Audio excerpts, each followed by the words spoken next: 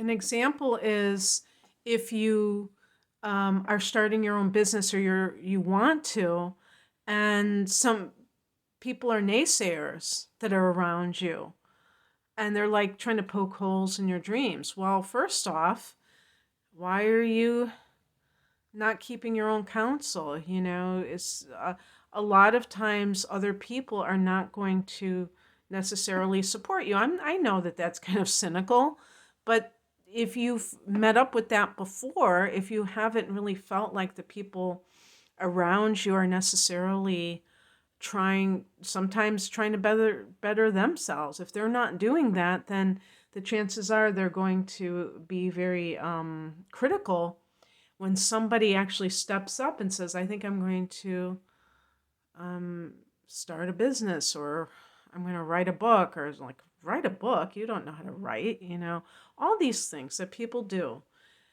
because of their own limitations, their own limited views. So when I say fighting for your life, I mean your real life, not just literal like life or death, but fighting for yourself.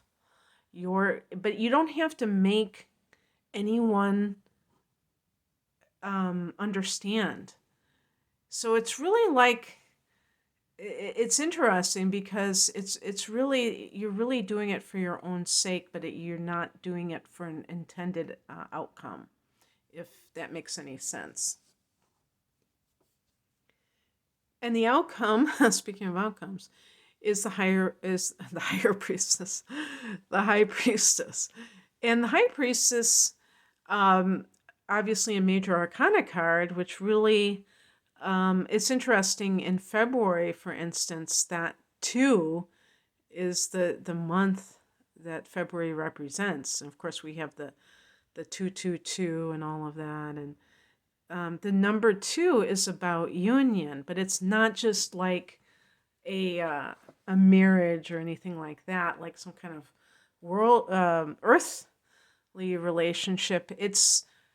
It can be you and your higher self, like you married to your um, higher self, where you're expressing both parts of yourself. As above, so below.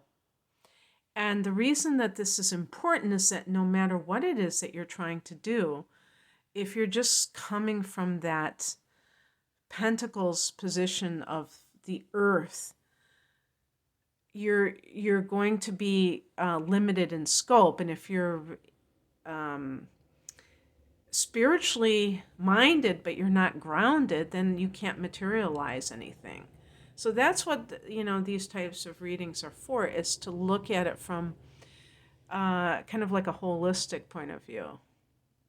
And some of you may be already uh, involved in spiritual practices, or perhaps for those of you for whom it is more recent that you have gotten involved in these kinds of things.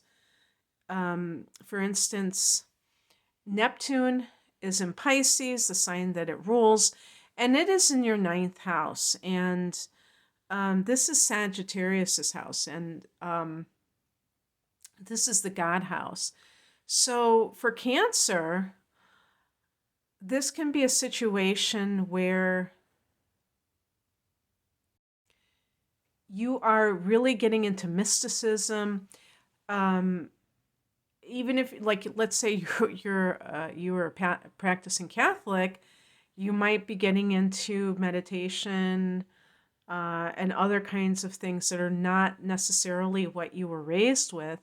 And another thing, too, that the ninth house represents is long distance travel. So for some of you, traveling for spiritual reasons like retreats, yoga teacher trainings, other types of, like workshops. That's what, when I say retreats, it's kind of like that.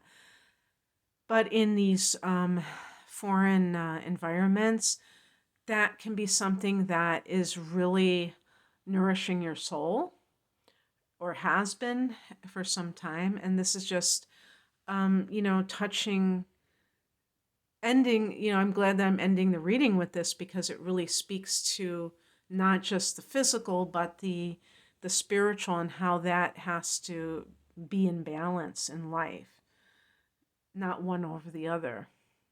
Alrighty then, that's what I have for you, Cancer. I hope that this resonated. If you would like a private reading with me, I'm primarily an astrologer, and so I do natal chart analysis. I do, transits readings, and I combine the two. I have a special package where I combine the two called my deep dive reading, and it is at a reduced price because you're buying two, like there are two 1 hour readings together. So it's more comprehensive that way. And I have single readings as well. You can find out more information at the link below. I'm at RainaMoonAstrology.com. Thank you for watching. Bye.